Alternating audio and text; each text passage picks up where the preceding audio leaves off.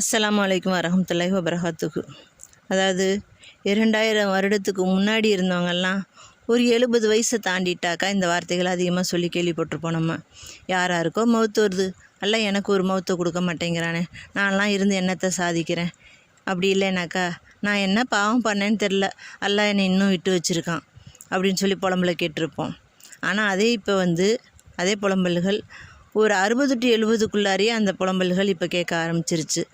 இன்னும் நான்லாம் எதுக்கு உயிரோடு இருக்கேன்னு தெரியல அப்படின்ற ஒரு புலம்பல். பொதுவாகவே வயசான வீட்டில் இருக்கிறவங்க இந்த புலம்பல்கள் அதிகமாக நம்ம கேள்விப்பட்டிருப்போம். ஆனால் எந்த ஒரு மனிதனையும் காரணம் இல்லாமல் அல்லாஹ்தாலா உயிரோடு வைக்கிறதில்ல. ஒரு மனிதனுடைய ஆயுள் காலம் நீடிக்கப்படுது அப்படின்னா ஒவ்வொரு வயது கூட அவனுடைய ஆயுள் காலம் கூட அதுக்குண்டான ஒரு மதிப்பையும் அல்லாஹ் வச்சுருக்கான். அதாவது இன்றைய காலத்தில் ஒரு முஃமின் 40 வயசை கடந்து வாழ ஆரம்பிக்கிறார் அப்படின்னா இறைவன் அவனுடைய குஷ்டம், பைத்தியம், சைத்தான்கிட்டருந்து கெடுதலை விட்டு பாதுகாக்கப்படுறான்னு அர்த்தம். அதே 50 வயசை கடந்து வாழ்கிறான் அப்படின்னா அந்த மனிதருக்கு மறுமை நாளில் கேள்வி கணக்குகளை லேசாக்கிறதுக்காக வேண்டி அவனுடைய வாழ்நாள் அல்லாஹ் நீடிச்சு போடுறான் அப்படின்னு அர்த்தம்.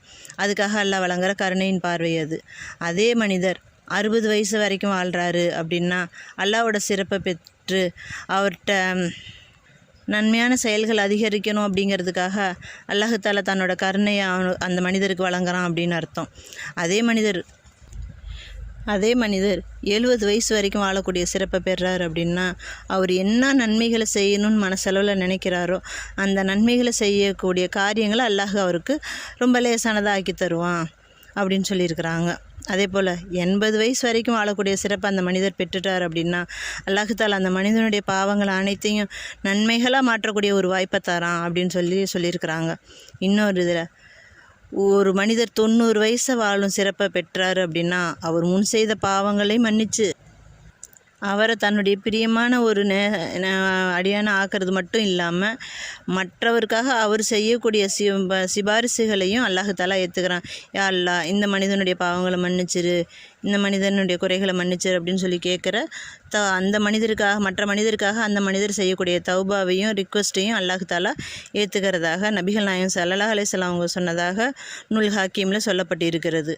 அதனால் நமக்கு வயசாயிருச்சு, நம்ம ஏன் இன்னும் உயிரோடு இருக்கோம் அப்படிங்கிற ஒரு சலிப்பு இல்லாமல் நமக்கு அல்லாஹ் நன்மைகளை செய்யக்கூடிய ஒரு வாய்ப்பை கொடுத்துருக்கோம் அப்படின்ற ஒரு எண்ணத்தோட நம்மளுடைய ஒவ்வொரு வயதும் ஏற நம்மளுடைய ஆயுள் காலம் குறையுது தான். ஆனால் அதே நேரத்தில் அல்லாஹ்தாலா நம்மளுடைய ஆயுள் நீடிக்கப்பட நமக்கு நன்மைகளை செய்யக்கூடிய ஒரு வாய்ப்பை கொடுத்துருக்கான்னு நினச்சி அதிக நன்மைகளை செய்யக்கூடிய பாக்கியம் பெற்றவர்களாக நம்ம அனைவர்களையும் ஆக்கி அருள் புரிவானாக. இன்ஷா அல்லாஹ். ஆமீன் ஆமீன் யா ரப்பல் ஆலமீன்.